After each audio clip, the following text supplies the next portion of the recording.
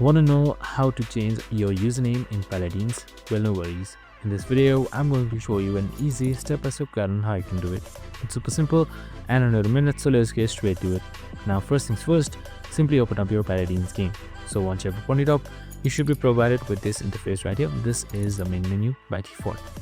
So once you've opened it up, on the left side you should be seeing various options, and right below activity you should be seeing something known as a profile. You can just simply select that, or either on the bottom right side you should be seeing your profile as well. You can just simply select its icon and it should open up something like this. So on the left side you should be seeing your player card with your name, your avatar and your level. So on top right beside your username you should be seeing this pencil icon. Just simply select it.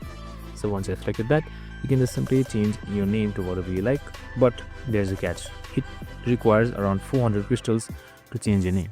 So make sure you're careful with it and change it accordingly.